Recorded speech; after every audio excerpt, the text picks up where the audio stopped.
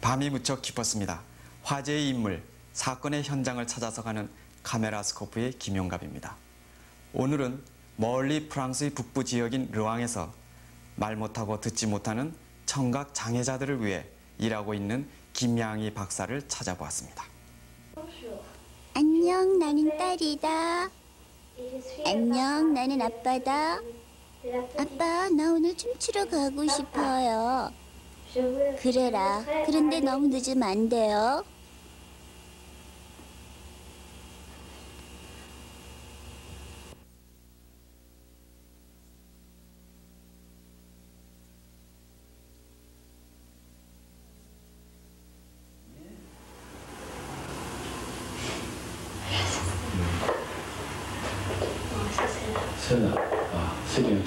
잘했어. 이제 눈에서 벗어도 돼요. 자, 봤지? 이것하고 이것은 여기가 아니지. 그리고 이건 여기고 이건 잘 알 수 없었지. 이게 두 개가 서로 너무 비슷해서 그래. 이건 여기고 또 이건 여기로구나. 잘했어. 외국인임에도 김 박사를 찾는 장애자가 가장 많은 것도 어쩌면 이렇게 사탕 하나라도 쥐어주는 자상함, 아니 그 속에 숨어있는 사탕보다 더 달콤한 사랑 때문일 것이다.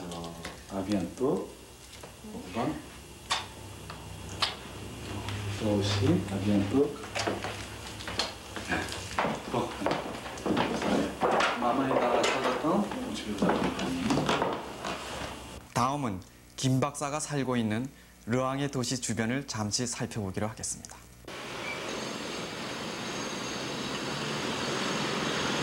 옛 노르망디 왕조의 번영의 터전답게 귀족적인 도시 르왕. 프랑스에선 국민 소득이 제일 높은 곳이기도 하다. 도시 자체가 하나의 박물관이라 할 만큼 고전적인 것이 많아 관광객의 발길이 끊이질 않는다.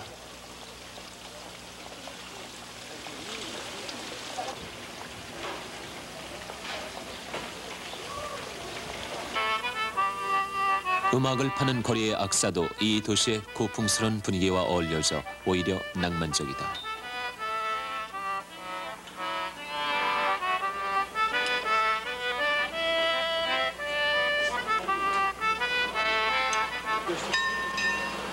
프랑스의 평등의 종소리가 울리기까지, 보바리 부인이 탄생할 만큼의 자유로움이 있기까지엔 조국을 위해 몸바친 성처녀의 숭고한 사랑이 숨어있기 때문이었을까. 이곳은 잔다크 기념관. 영국과의 100년 전쟁 당시 프랑스를 구하라는 신의 음성을 듣고 조국 구원의 길에 나섰던 17세의 소녀 잔다크. 르왕엔 600년 전통을 가진 유서 깊은 음식점도 있다. 세월 따라 주인이 바뀌어도 실내 장식 하나 마음대로 바꾸지 못할 만큼 전통을 지키고 그것을 자랑으로 여긴다.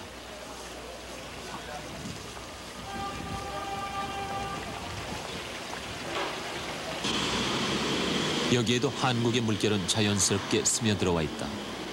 이곳에 살고 있는 김양희 박사를 통해 또 여러 한국 상품들을 통해서다. 한국산 인삼이 이 거리에 선보이는 것도 극히 자연스러운 일이다.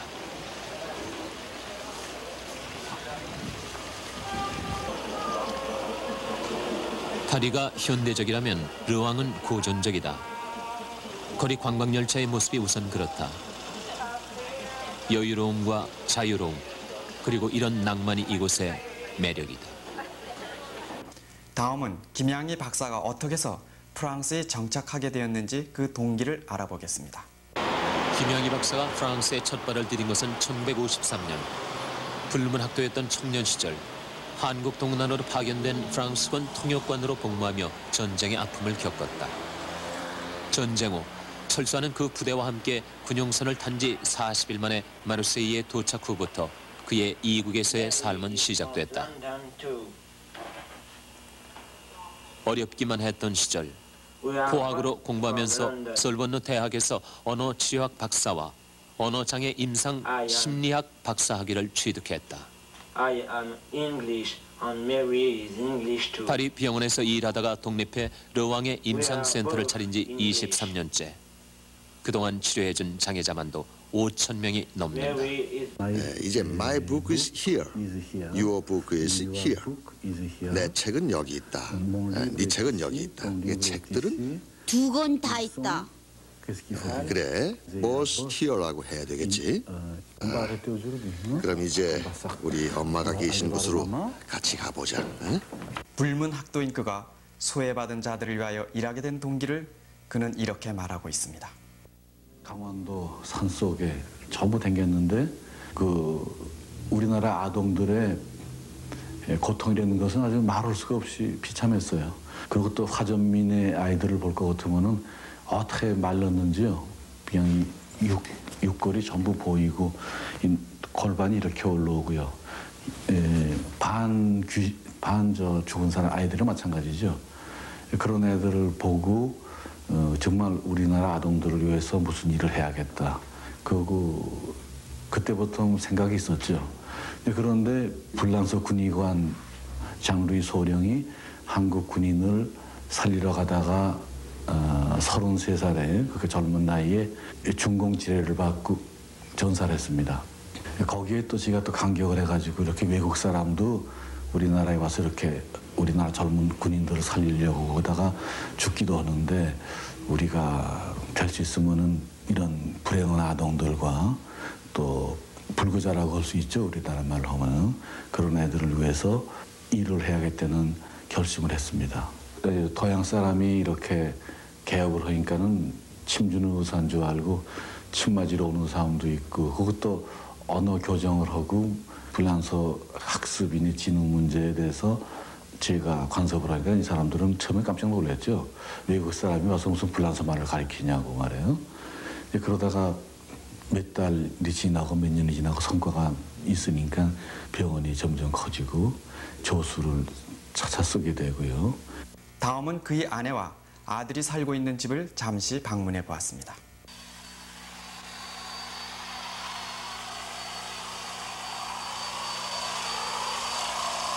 수요일 오전이 김 박사에겐 모처럼 갖는 한가로운 시간이다. 프랑스 어느 귀족이 쓰던 마곡간을 사들여 자신의 손으로 직접 가꾸며 이 집에서 15년째 살고 있다.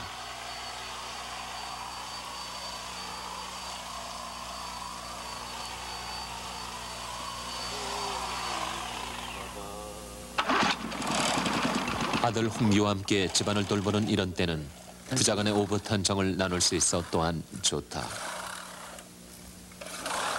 내 모자 좀 쓰고 해.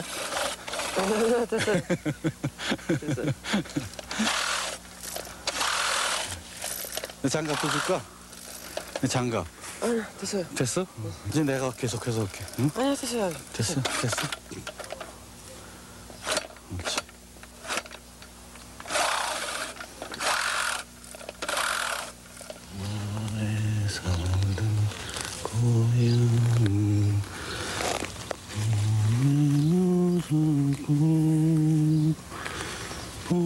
나이 들수록 고향은 더 그립다. 그것은 삶이 시작된 곳이요. 귀소 본능처럼 다시 되돌아가고 싶어지는 곳이기도 한 까닭이다. 꽃대원 차린 동네 무곳에서 웃는 때가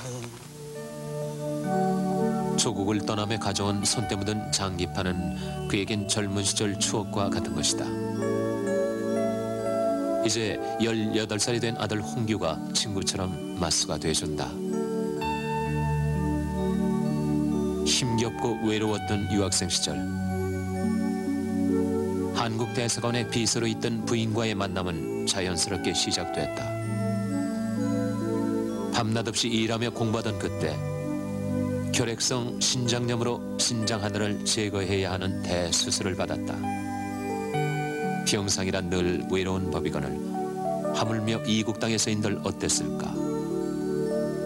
그때 그녀는 아침 저녁 들려 식사를 보살펴 줄 만큼 헌신적이었고 그것은 바로 내 누이 같은 내 어머니 같은 사랑의 모습이었다.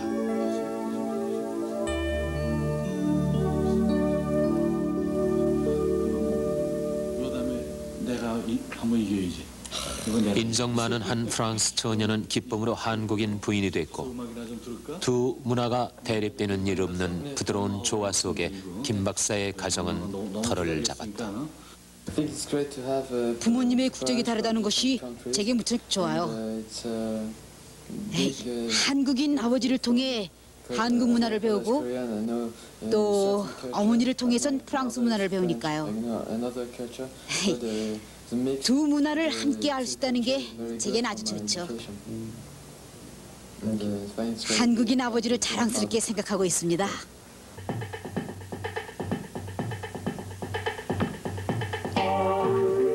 공부만 열심히 해주었으면 싶은 아버지의 뜻과 달리 아들 홍규는 이렇게 작곡 연주하는 오디오맨이 꿈이다. 자신이 생활해온 기존의 벽을 허문다는 것이 그렇게 쉬운 일은 아닐 것이다. 국적을 초월하는 결혼이 그러하듯이. 네, 사랑했기 때문이죠.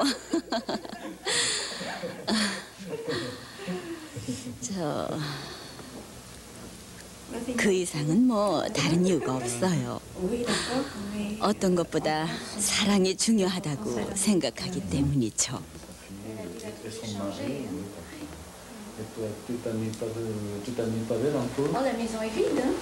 너와 내가 우리로 하나 되는 일, 그것이 가족의 사랑이다. 극도로 개인주의적인 서구 생활에서 김 박사는 장인 장모를 돌아가실 때까지 한 집에 모셔 주위 사람들에게 큰 감동을 주기도 했다. 이것은 그가 꼭 동양인이어서만이 아니었을 것이다. 그만큼 정이 깊은 사람인 까닭이고 고국에 계신 부모님께 못다한 효심을 대신한 길이기도 했다. 제가 11살 때 과부가 되셔가지고 우리 6 형제를 전부 대학을 졸업시키시고요. 제가 여기 있는 동안에도 한 달에 2번씩 꼭 편지를 해주세요. 그래서 한국 사람들이 불란서 이렇게 33년이나 사는데 어떻게 한국말 잊어버리지 않느냐 그렇지만 그 전부 어머님도 어떻게 해요. 어머니께 그 회답을 하느라고 저도 한 달에 2번씩 꼭 편지를 쓰고요. 그거 참 고생 많이 하셨어요. 그래서 직장도 가져보시고 상업도 해보시고 그러면서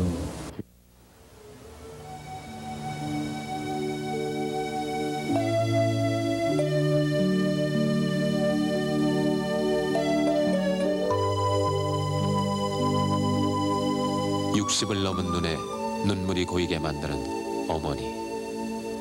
그것은 끝없는 그리움이요 모든 사랑이 시작되는 것이다.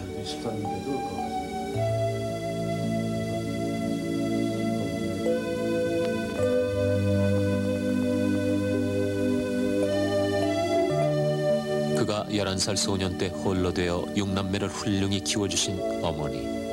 어머니라는 말만 떠올려도 늘 가슴이 미인다.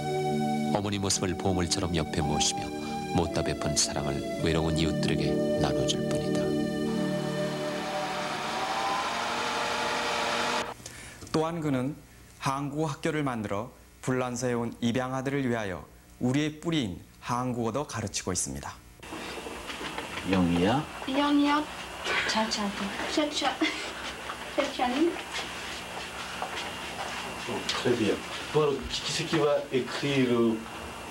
그의 뜻이 알려지자 국내 독자가들도 책과 타자기 등을 보내줘 이제 제법 규모도 갖추었고 프랑스 아이들까지 한국어를 배우러 오게 됐다.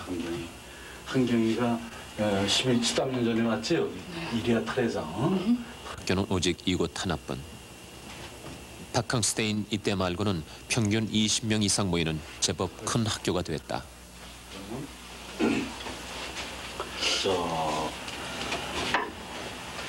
이제부터 세거를 조금 배고 오늘은 그리고 산토끼 토끼야 어디로 가느냐 깡충깡충 뛰면서 어디로 가느냐. 한 10년 전에 나이 많이 먹은 애들이 와가지고요. 적응이 안 돼서 고난 많이 받은 학생들이 있었어요. 그래서 걔네들을 모여놓고 여기다가 서로 유한하고 서로 만나게 하고요. 그 다음에는 또 한국어를 자꾸만 잊어버리더군요. 어떤 애들은 3개월마다 잊어버리고 어떤 애들은 6개월만에 아주 완전히 잊어버리고요. 그리고 또 한국말을 또 다시 배우고 싶어하는 저 학생들도 있고 그래서 제가 가톨릭 학교에다가 한국 학교를 만들었어요. 그래서 한 27, 30명까지 와가지고 매주일 수요일 오후에 와가지고 한국말을 다시 배우는 거죠. 사람마다 살아온 순간들의 궤적이 바로 그의 일생이 된다. 매주 화요일 오전 김 박사는 메디컬 센터로 향한다. 이곳에 오는 해외 입양아들을 무료 상담해주기 위해서다. 좋아, 이건 프랑스에서니 한국에서니? 한국에서요. 아주 잘 그렸구나. 애들이 놀고 있는데 넌 어디 있어? 하영이는 어디 있어? 응? 여기요. 아, 이게 너야? 그럼 이거 누구니? 친구 윤남이. 윤남이. 이 친구 이름은? 이게 누구야? 이름이요? 몰라요. 잊어버렸구나. 이건 한국 친구니? 우리 집 차고에 제비가 있는데 저 새끼들이 입을 여는 걸 봤거든요. 네. 행운을 가져다 준다죠? 네. 김 박사의 애정은 늘 소외당한 사람에게 쏠린다. 입양아들을 위한 파티도 마련하고 양부모까지 초청해 1년에 한두 번씩 야유회도 가진다.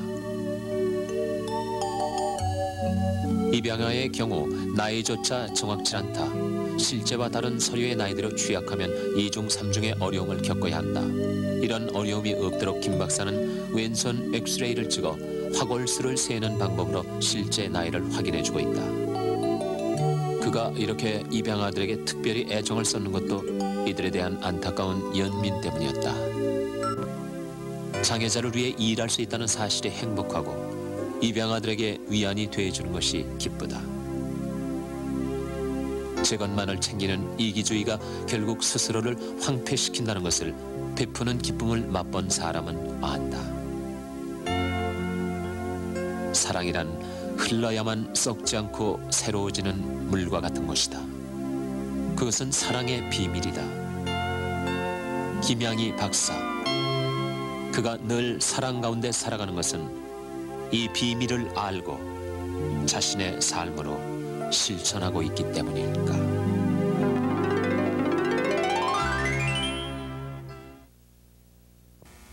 김 박사의 이야기는 마치 숨어서 피는 백합의 향기를 맡는 것 같았습니다. 카메라 스코프의 김영갑이었습니다.